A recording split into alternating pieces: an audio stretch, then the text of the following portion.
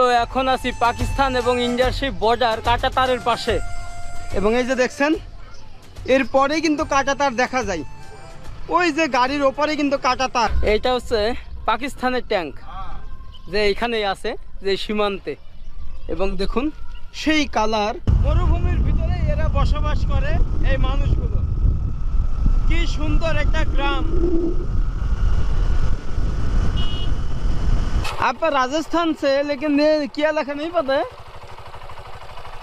এখানে কি লেখা। আমি জাস্ট এটা অবাক হলাম, যেহেতু এখানে সাপ স্ন্যাকের করা আছে যে 500 মিটার, তাহলে এই রাস্তাটাই হবে। So what's up guys, it's your boy MDFiz again, come back with another vlog video. আজকে আমরা জয়সলমের শহর থেকে চলে যাব 120 কিলোমিটার দূরে পাকিস্তানের বর্ডার। সে লঙ্গেওয়ালা ওয়ার হয়েছিল যেখানে, এছাড়া টানোট বর্ডার। ওকে, সে আন্তর্জাতিক বর্ডারেই যাচ্ছি আর আপনাদের দেখাবো পাকিস্তানের সীমান্ত এরিয়া। এবং সামনে হচ্ছে হনুমান সার্কেল, ওখান থেকেই কিন্তু বাস, লোকাল অনেক ট্রান্সপোর্ট পাওয়া যায়। বাট আমরা যাব বাইকে, এবং আমার পরিচিত একটা ফ্রেন্ড হয়েছে এই জয়সলমারে, ওর বাইকেই যাবে 120 কিলোমিটার। তো ফাইনালি আমরা এখন হনুমান সার্কেলে, এই যে আমরা দুই বন্ধু চা খাচ্ছি, এখনই রওনা দিব এখান থেকে। এসে কিতনা কিলোমিটার? 125, মানে 125 কিলোমিটার হচ্ছে টানোট লঙ্গেওয়ালা। তো আপনারা অনেকেই জানেন এটা কিন্তু অনেক ফেমাস ইন্ডিয়ার ভিতরে, কারণ ওই টাইমে সে 71 সালে যখন বাংলাদেশ পাকিস্তান যুদ্ধ হয়েছিল, ঠিক ওই টাইমেই ইন্ডিয়ার সাথে যুদ্ধ হয়েছিল পাকিস্তানেরও। लॉन्गवाड़ा हो जाएगा 170 किलोमीटर की रेंटिंग में। তো আমরা ওখানে যাব, যাওয়ার পরে আপনাদেরকে সব দেখাবো। টানোটের রোডে প্রবেশ করতেছি। এই যে দেখুন, টানোট হচ্ছে 118 কিলোমিটার, রামঘর হচ্ছে 65 কিলোমিটার। তার মানে আপনারা এখান থেকে রামঘর যেও শেয়ারিংয়ে আবার যেতে পারেন টানোট। তবে এইদিকে ওই রকম গাড়ির ব্যবস্থা নেই, আপনাকে রিজার্ভ করেই যেতে হবে, এটাই বেটার। আর আমি বাইকের নাম্বার দিয়ে দিব, যারা বাইকে যেতে চান তারা কল করে যেতে পারেন, অথবা কার গাড়ি রিজার্ভ করতে পারেন। 3000 থেকে 4000 টাকা নেয় তারা। যদি 4 জন হন তাহলে সেক্ষেত্রে খুবই কম, 1000 টাকায় পার পারসন। কিভাবে ভেড়া পার হচ্ছে আমাদের সামনে দিয়ে দেখুন। তো এইটা হচ্ছে রাজস্থান, যে এর আশেপাশে কোনো বাড়িঘর নাই, মাইলের পর মাইল এখানকার কৃষকরা হোক বা এই যে ভেড়া যারা চড়ায় যারা মালিক, তারা মাইলের পর মাইল হেঁটে যায়, প্রায় 10-15 কিলোমিটার হেঁটে তারা এরকম মরুভূমিতে আসে। তো আমরা যাওয়ার পথে দেখলাম এই জিনিসটা ইন্টারেস্টিং। তো দেখেন চারিপাশে কিন্তু ধুধু করতেছে বালু আর বালু। যাই হোক, আমাদের এখনো 60 কিলোমিটার দূরে অবস্থিত, আর আমি নিজেই বাইক চালাচ্ছি। মানে আমি কি করে যে বলবো যে কোনটা খাবো বা কি পাওয়া যায়, আমার ভাষাও কেউ বুঝতেছে না, কই প্রবলেম নেই। আরো মিঠাই দেয়গা 2 পিস। তো আপনি যখন রাজস্থানে আসবেন খাবার দাবারের একটু প্রবলেম হবে আর কি। যাই হোক, এই ব্যাপার। তো আমরা খেয়ে দিয়ে আবারও রওনা দিব সেই পাকিস্তানের সীমান্ত, আপনার লঙ্গেওয়ালা যে আন্তর্জাতিক সীমান্ত। আমাদের রুটি চলে আসছে, এটা হচ্ছে 15 টাকা করে পিস।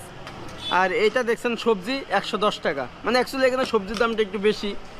তো যাই হোক, আমরা এখন এখানে খাবার, ও একটু গেছে বাইকে সার্ভিসিং করতে, ও এসে খাবে, এবং ওর জন্য সেম অর্ডার করা হয়েছে।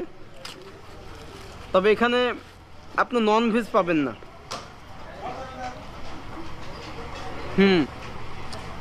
আপনি যখন ফুলকপি বলবেন বা সবজি বলবেন তখন কিন্তু এটা ওরা দিবে না, আপনার গোপি বললে এটা দিবে। और कितना टाइम लगेगा? 1 घंटा लगेगा। 1 घंटा लगेगा। আমার বন্ধু আমাকে ফকির বানাই ফেলছে, কারণ 700 টাকার তেল নিছে, এরপরে মেকানিক দোকানে ঢুকাইছে বাইক। তো একবার ভাবেন, এসে দেখছি ফিল্টার চেঞ্জ করতেছে, মোবাইল চেঞ্জ করতেছে, বাইক পানি দিয়ে ধুচ্ছে। ভাই বিল আসছে 700 টাকা, মানে 700 রুপি। আবার ও খাওয়া দাওয়ায় যাই করছে আরেকটা অর্ডার, মানে দই প্লেট করছে, আসছে 300। আমি শেষ, মানে এই 50 কিলোমিটার আসতে আসতে আমার 1800 টাকা ওর পিছনে শেষ।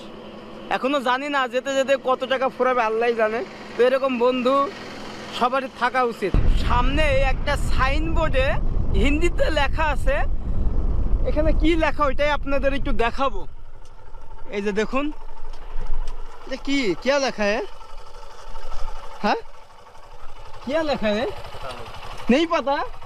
आप राजस्थान से लेकिन ये क्या লেখা नहीं पता है এখানে কি লেখা আমি জাস্ট এটা অবাক হলাম যেহেতু এখানে সাপ স্ন্যাকের করা আছে যে 500 মিটার তাহলে এই রাস্তাটাই হবে মানে ঠিক যাওয়ার পথেই এটা দেখে খুব ভয় লেগে গেছে যে কি ব্যাপার এখানে কি সাপের কোনো বিষয় আছে কিনা বাট কোনো মানুষজনও নেই এই যে দেখুন আর এই যে রাস্তাটা দেখুন আমাদের এখন এই মরুর রাস্তা দিয়ে যেতে হবে কোনো জায়গায় বাড়ি ঘর নেই এবং আসলে রাস্তাটাও কিন্তু অনেক সুন্দর যাওয়ার পথেই আপনাকে এই রাস্তা দিয়ে যেতে হবে টানট এবং লঙ্গেওয়ালা সে আন্তর্জাতিক সীমান্ত পাকিস্তান ইন্ডিয়া রোডটা দেখুন যে মরুভূমির উপর দিয়ে এরকম রাস্তা বানানো হয়েছে তো এটা সত্যি কিন্তু ভারতের জন্য চ্যালেঞ্জিং একটা বিষয় যেখানে উর্বর মাটি ধূসর লালচে মাটি পাথরের সমাহার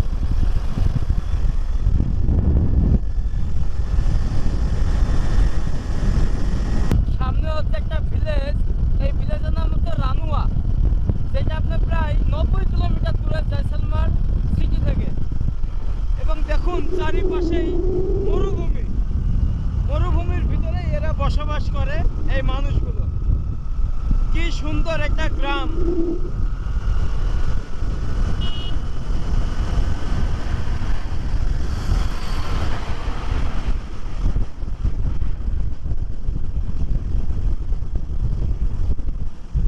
ফাইনালি আমরা 120 কিলোমিটার জার্নি করে পৌঁছালাম তানত মাতা কি মন্দির এই যে এটাই কিন্তু সেই টেম্পল এবং এখান থেকে আপনি পাকিস্তানের সীমান্তও দেখতে পাবেন এরকম একটা ব্যাপার তো আমরা এখন ভিতরে প্রবেশ করব এটা নিয়ে কিন্তু অনেক ইতিহাস আছে তো আমরা ভিতরে যেই দেখাবো আপনাদের প্রচুর ট্যুরিস্ট এখানে আসে তো সামনে হচ্ছে এরকম একটা ত্রিভুজ আকৃতির একটা ব্যাপার আছে তো এখান থেকে ভিউটা কিন্তু অসাধারণ তো এটা হচ্ছে একটা ভিলেজ লাস্ট ভিলেজ এই যে দেখুন প্রথমেই আমাদের এখানে জুতাটা খুলতে হবে এরপরে এই দিক দিয়ে আমরা প্রবেশ করব এটা হচ্ছে প্রবেশ মুখ How are you? Hi fine এই যে দেখুন যে বর্ডারটা দেখা যায় কাটা তার এই দিক দিয়ে কিন্তু বিএসএফরা উটের পিঠে থাকে এরকম একটা ব্যাপার এটা হচ্ছে গেট আপনি যখন প্রবেশ করবেন এই দিক দিয়ে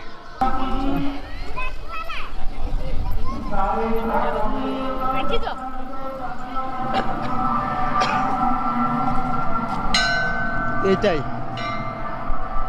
তানত মাতা কি মন্দির টেম্পল এটি সেই বিখ্যাত তানত মাতার মন্দির বলা হয় 1965 খ্রিস্টাব্দে নাকি ভারত পাকিস্তান যুদ্ধে পাকিস্তানের সেনাবাহিনী সীমান্তে সাদেওয়ালা পোস্টের কাছে হামলা শুরু করে তানত আক্রমণ করতে মন্দির লক্ষ্য করে তারা 3000 গ্রেনেড ও বোমা বর্ষণ করেন গোটা গ্রাম পাক বোমার আঘাতে ধ্বংস হয়ে গেলেও আশ্চর্যজনকভাবে মন্দিরের দিকের গ্রেনেড এবং বোমাগুলির প্রতিটি লক্ষ্যভ্রষ্ট হয় এবং একটিও বিস্ফোরিত হয়নি তাই এখানকার স্থানীয় বাসিন্দারা মনে করেন এই মন্দিরে অলৌকিক কোনো শক্তি আছে সেই থেকে স্থানীয় গ্রামবাসী ও ভারতীয় সেনাবাহিনীর বিশ্বাস তানত মাতার অলীক ক্ষমতার প্রদর্শনে বা মহিমার কারণেই নাকি মন্দিরটা রক্ষা পায় যুদ্ধের পর থেকেই বর্ডার সিকিউরিটি ফোর্স বিএসএফ এর জওয়ানরাই এখানে পুজো ও আরতি সহ মন্দিরের পরিচালনা ও রক্ষণাবেক্ষণের দায়িত্ব নেন তাই এই মন্দিরের ভিতর ও বাহিরে এখনও যুদ্ধের ব্যবহারের জিনিসগুলো মিউজিয়ামের মতো রাখা হয়েছে তবে এখান থেকে পাকিস্তান সীমান্ত খুবই কাছাকাছি তাই অনেক পর্যটকরাও এখানে আসেন দুই দেশের সীমান্ত দেখতে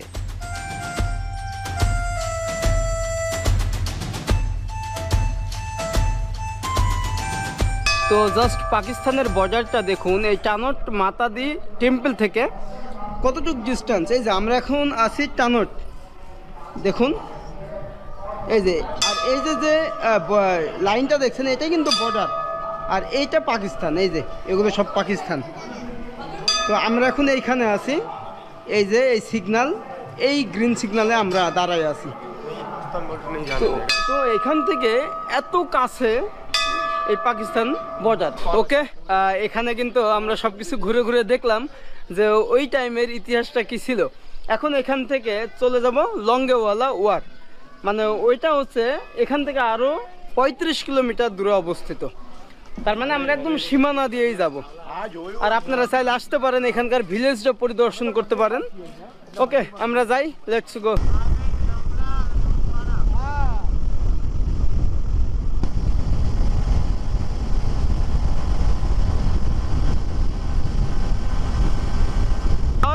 অবাক করার বিষয়, এখানে আমরা একটা পশু দেখলাম, প্রাণী, বাট আমি জানি না এটা কি, আপনাদের একটু দেখাই। এখানেই দেখলাম কিন্তু এই মরুভূমির ভিতরে, থোড়া উধার মানে অবাক করার বিষয়। আমি যদি আপনাদের একটু দেখাই, थोड़ा रुको मैं जाएगा। वापस जाने नहीं देगा। क्यों? आगे नहीं जाने देगा। क्यों? देखो, भागेगा। ওই যে দেখুন, ওইটা কি? मैं जाएगा।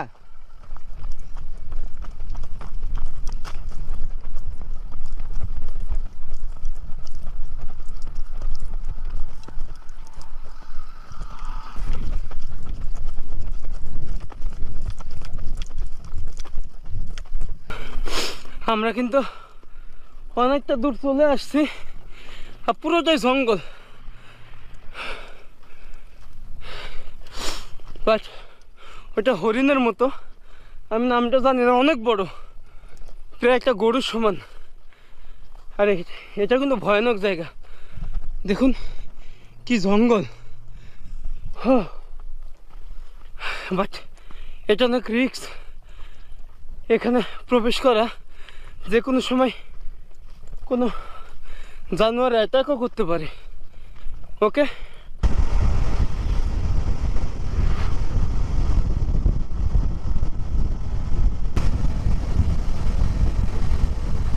ফাইনালি আমরা এখন লঙ্গেওয়ালা ওয়ার মেমোরিয়াল, মানে যেখানে পাকিস্তানের সাথে ইন্ডিয়ার যুদ্ধ হয়েছিল, এবং সেই জায়গা যেখানে ট্যাঙ্ক থেকে শুরু করে যুদ্ধের সব কিছু রয়েছে। এবং দেখুন শুধু ভিউটা দেখুন, এই যে সামনে, এছাড়া এখানে সেই যুদ্ধের জিনিসগুলো আছে এবং ভিতরে। তো আমরা এখন যাব এবং আপনাদের ইতিহাসটা বলবো যে কিভাবে যুদ্ধ হয়েছিল। এছাড়া এখান থেকে মাত্র 10 কিলোমিটার দূরেই পাকিস্তানের বর্ডার দেখা যায়। ওকে, আমরা যাই আর ভিতরে প্রবেশ করি, এবং এই যে পাকিস্তানের ট্যাঙ্কও দেখা যায় এখানে। দেখুন এইটা হচ্ছে পাকিস্তানের ট্যাঙ্ক, যে এইখানেই আছে, যে সীমান্তে। এবং দেখুন সেই কালার ওই রকমই আছে যেরকম তখন ছিল, যে 1971 সালে যে যুদ্ধটা হয়েছিল লঙ্গেওয়ালা আন্তর্জাতিক সীমান্তে। তো ওইভাবেই কিন্তু এখানে এটাকে রক্ষিতভাবে রেখে দিয়েছে। ওইদিকে ইন্ডিয়ান ট্যাঙ্ক রয়েছে, এখানে পাকিস্তানের। দেখুন সে 1971 সালের 4 ডিসেম্বর এখানেই কিন্তু সেই যুদ্ধটা হয়েছিল, জয় জওয়ান। এবং পাকিস্তানকে পরাজিত করে কিন্তু ইন্ডিয়ান আর্মিরা তখন অপরাজিত হয়েছিলেন। তো এখানে সব কিছু আছে ওই সময় ব্যবহৃত, কামান থেকে শুরু করে আপনার হচ্ছে ফাইটার বিমান, তারপরে ট্যাঙ্ক, সব কিছু। ইস্ট পাকিস্তান মানে এখন বাংলাদেশ, মানে স্বাধীন সার্বভৌমত্ব বাংলাদেশ, এই যে ঢাকা। আর এইখানে হচ্ছে আপনার যে ওয়েস্ট পাকিস্তান, যে এখনকার পাকিস্তান, আর ঠিক মাঝখানে হচ্ছে ইন্ডিয়া। তো এখানে অনেক কিছুই দেওয়া আছে। এই যে 1947 সালে যখন দেশ ভাগ হয়ে যায়, এখানে কিন্তু যুগান্তর, আমাদের যে নিউজ পত্রিকা, ওইটা কিন্তু এখানে দেওয়া আছে। যুগান্তর মুর্শিদাবাদ জেলা। আচ্ছা, এই যে এখানে দেখছেন। এছাড়া এখানে আমাদের বাংলাদেশের মানুষেরা যখন রাস্তায় নেমেছিল যে গণহত্যা বন্ধ করো, সেই মিছিল সব এখানে আছে। এবং এটা হচ্ছে গণরাই বানচাল, এই যে মহিলা পরিষদ, গণরাই বানচাল করা চলবে না। তো এখানে কিন্তু সামনেই একটা সাদা রঙের ট্যাঙ্ক আছে, এই যে দেখুন কি সুন্দরভাবে এটার পরিবেশনা করে এখানকার বিএসএফ আর্মিরা। আর এটা কিন্তু সাদা একটা ট্যাঙ্ক, যে এরকম। ও, এটাও পাকিস্তানের। তো আমি কিন্তু এখন আছি পাকিস্তান এবং ইন্ডিয়ার সেই বর্ডার কাঁটাতারের পাশে। এবং এই যে দেখছেন, এরপরেই কিন্তু কাঁটাতার দেখা যায়, ওই যে গাড়ির ওপরে কিন্তু কাঁটাতার। তার মানে আমার সামনে হচ্ছে পাকিস্তানের বর্ডার, আর এই পাশে ইন্ডিয়ান ফ্ল্যাগ উঠতেছে। বাট ওইদিকে আমাদের কোনো অ্যালাউ নেই, আমাদের এখানেই লাস্ট। তো এখান থেকে কিন্তু কাঁটাতার দেখা যায়। এই যে দেখুন, এই যে রাস্তাটা দেখছেন, এখান থেকে মাত্র 10 থেকে 15 কিলোমিটার দূরেই পাকিস্তানের সীমানা। এই যে রাস্তাটা চলে গেল, তবে আমাদের কিন্তু প্রবেশ নিষেধ এই দিক দিয়ে, এই রাস্তাটা। আর এখানেই কিন্তু সে লঙ্গেওয়ালা যে এইগুলো, মানে মেমোরিয়াল, যে যুদ্ধের সময় ব্যবহৃত জিনিসগুলো, ট্যাঙ্ক, গাড়ি থেকে শুরু করে সব কিছু কিন্তু এখানে আছে। আমরা এখন ব্যাক করতেছি এবং সেই সাদা ট্যাঙ্ক পাকিস্তানের এখানেই রাখা হয়েছে। তো তো যাক, এই ভিডিওটা আজকে এখানেই শেষ করতে হবে এবং সবাই ভালো থাকবেন, সুস্থ থাকবেন। এই ভিডিওটা আজকে এখানেই শেষ করছি। নেক্সট আমাদের অন্য কোনো ভিডিও আসবে, আর সবাইকে একটাই রিকোয়েস্ট করবো, আমার চ্যানেলটি প্লিজ সাবস্ক্রাইব করবেন, পাশের বেল আইকনটি ক্লিক করে রাখবেন নেক্সট ভিডিওর জন্য। ওকে, দেখা হচ্ছে, বাই, টাটা।